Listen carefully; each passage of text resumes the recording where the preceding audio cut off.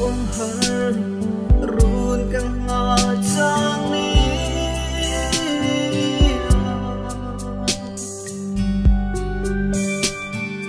don trina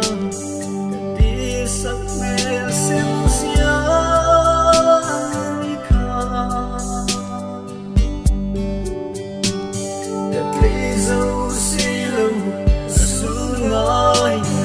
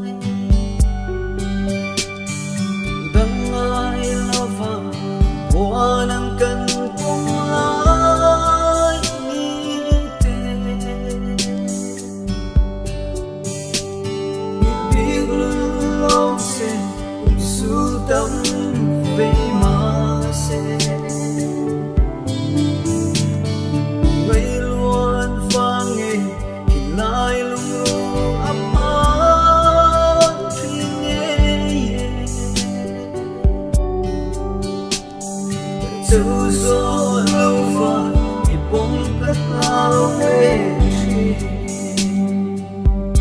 ô khói ăn nhé yo ngày lưng rưng anh chuông nghe Giêsu lên ngay gặp mưa dâu lâu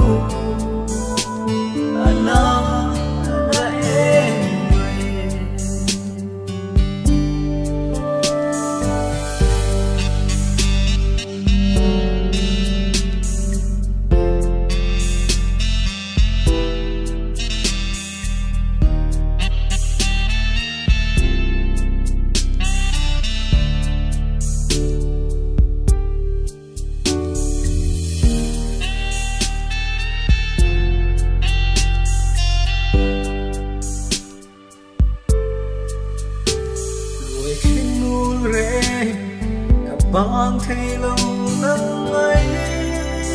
luôn vai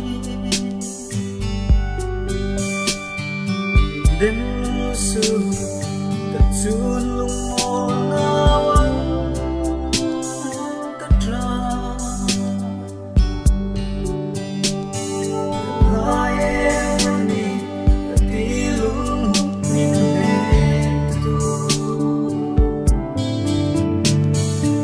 nhân sắc gió là say lên rồi đuối sáng thái chân nghe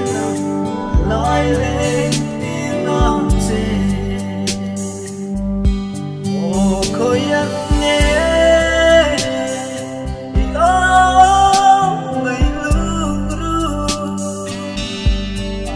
chuông nghe Giêsu lên ngay gặp mưa dâu